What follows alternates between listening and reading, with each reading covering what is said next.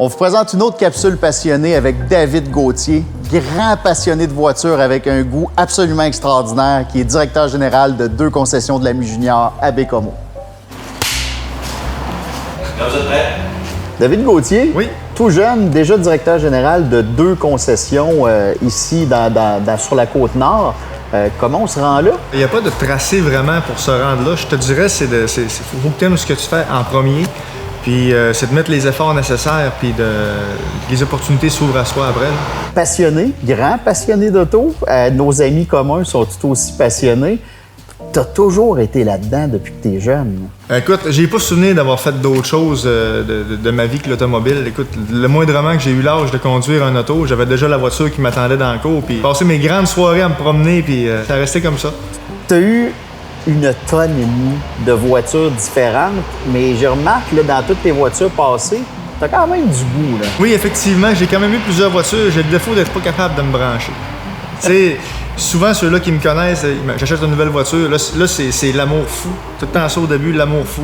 Vraiment acheter des pièces, vraiment, à penser au setup que je vais faire pour la rendre à mon goût.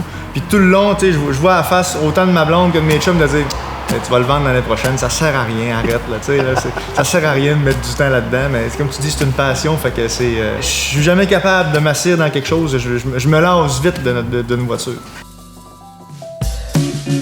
Parle-nous donc un peu de tes premières voitures, puis après ça, de l'évolution que tu as eue dans le domaine, parce que tu en as eu plusieurs, puis des très belles. Oui, j'en ai eu plusieurs, effectivement. C'est sûr que la première, c'est pas la plus resplendissante comme tout le monde. J'ai commencé avec une magnifique Pontiac.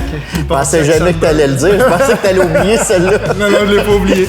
C'est une magnifique Sunbird, 3 vitesses à carburateur, une 89.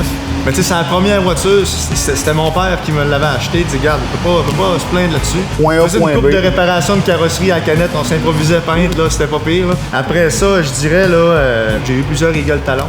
Là, c'est là que la morsure du tuning a plus pogné parce que c'est des voitures que c'est capable de monter facilement. Puis là, après la saga Eagle Talon, parce que j'étais tanné de rester en panne, là j'ai tombé dans les japonaises.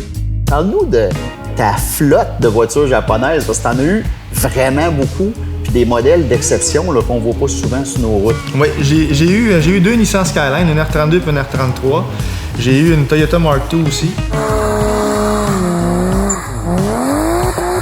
Après ça, j'ai eu une Toyota Sora. Conduite à droite. Oui, ça, c'était, tout ça, c'était des conduites à droite. J'ai eu une Silvia S14 Cookie aussi, conduite à droite. Pas toutes en même temps, évidemment, là. Mais j'avais 2 voitures, il y en a tout le temps une des 2 que je changeais. Une année, c'était une, l'autre année, c'était l'autre. C'est tout le temps comme ça n'a jamais arrêté.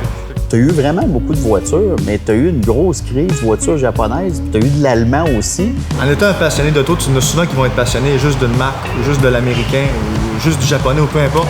J'ai toujours été capable de trouver un petit quelque chose dans chaque voiture qui venait me chercher, mais pas assez pour dire que je garde une voiture à vie. J'ai tout le temps fait un peu le switch entre, tu sais, j'ai eu des Nissan, j'ai eu des Toyota, j'ai eu du BM, fait que c'est tout le temps un allemand, mettons, puis après ça, j'allais sur une japonaise, fait que ça faisait comme une espèce de compromis avec ça, mais j'avais jamais réussi à trouver un soulier à mon pied, là.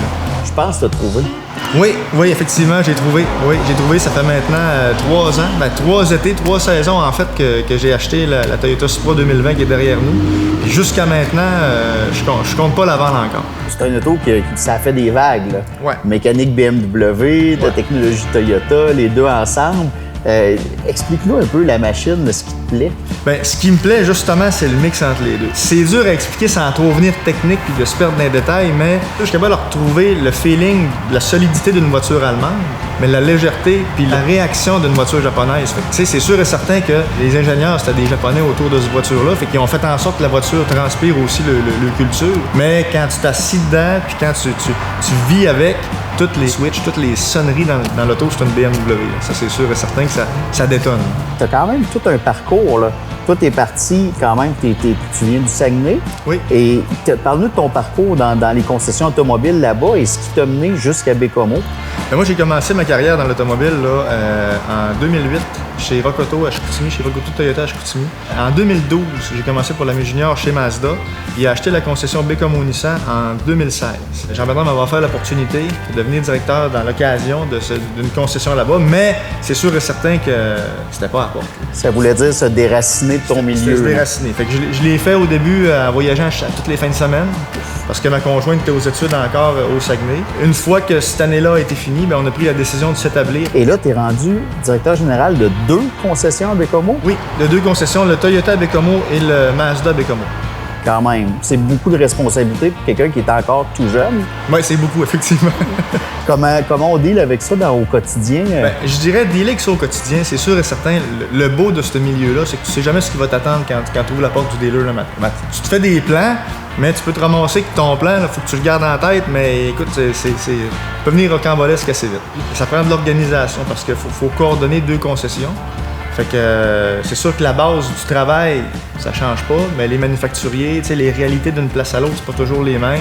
Et le staff est pas le même non plus. Je te dirais, ce qui m'a aidé aussi, c'est de m'entourer d'une équipe solide.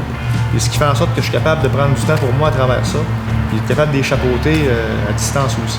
Parlant de staff d'équipe, là, on est à Bécomo. J'ai eu le temps de faire le tour de plusieurs concessions ici. Il y a quand même un Mazda, un Nissan, un Toyota, toutes les marques. Il y a une ambiance extraordinaire. Il y a un vibe ici incroyable. Ouais. Je ne sais pas comment vous faites, mais vous avez monté des équipes extraordinaires qui travaillent bien ensemble. Tu sais, comme on a rencontré des passionnés, puis ils étaient déjà là en place quand moi j'ai rentré. Ça a été de tout coordonner ça. Tu sais, à Bécomo, ben, on est 3 jeunes qui s'occupent de 3 concessions, 4 avec toutes les marques, l'occasion. Puis on a tous un peu la même vibe, la même énergie. Fait que c'est le fun d'embarquer le staff avec nous autres. Le staff embarque. Je te dirais, il n'y a pas de barrière trop avec le patronat puis le personnel. Fait qu'on est capable d'avoir du fun puis de mettre la switch off une fois de temps en temps. Fait que tu sais, ça renforce l'esprit d'équipe aussi. Je pense que c'est un secret, puis les clients le ressentent. J'ai vu passer plusieurs clients, puis on dirait que c'est une famille. Tu rentres chez vous un peu. Là. Ben c'est ça, puis en même temps, quand tu as cette vibe-là, ça attire ce genre de monde-là. Fait que tu te ramasses avec des candidatures, puis quand tu fais tes embauches, ben tu planifies en fonction que ça va fitter avec l'équipe. Quand on embauche quelqu'un, ben on se dit, on le voit dessus avec la gang. Tu l'assis d'une chaise, c'est bien beau dire que tu occupes un poste, mais s'il ne fit pas, puis tu viens tout débalancer ton esprit d'équipe, là, t'es moins en partant. On aime ça. C'est quoi la prochaine auto? Tu vas où avec ça? Je sais pas où est-ce que je vais aller avec ça encore, parce que comme on parlait de la Supra tantôt, j'ai pas le désir de la vendre, mais une voiture 2 places, ça vient avec ses contraintes. Ça vient avec ses avantages, parce que tu sais, c'est sûr que c'est une voiture qui est très tripante. Limite, tu vas frôler un petit peu l'exotique avec une voiture 2 places. Mais côté pratique, là, j'ai pas encore d'enfant. Le jour qu'on va en avoir, ben, c'est sûr que l'auto, moi je veux pas. Mon but avec cette auto-là, ça a été de la conduire à tous les jours. De pas en faire une voiture de garage, là, tu sais, que tu prends juste le dimanche. Puis je m'étais dit, quand je l'achète, je dis, moi, je veux qu'elle roule tous les jours, qu'il fasse beau, pas beau. Fait que, tu sais, je veux pas en faire une voiture du dimanche. Puis de toute façon, même si ce serait une voiture du dimanche avec 2 places, avec l'enfant, avec le kid, tu peux pas dire, on va aller se promener, on va aller prendre une crème molle, mettons. Tu peux pas, t'as pas de place. À part de la crème molle, fais-tu de la boucane, ça, un Supra? Je pense que oui, on a pu l'essayer, oui. Toujours le fun de parler avec quelqu'un qui a énormément de goût et de passion pour l'automobile. Juste la liste de voitures qu'il y a eu dans le passé, ça m'a donné des frissons. Ça donne le goût de l'essayer et d'aller se promener, je peux vous le garantir. Ça a été un plaisir de rencontrer David.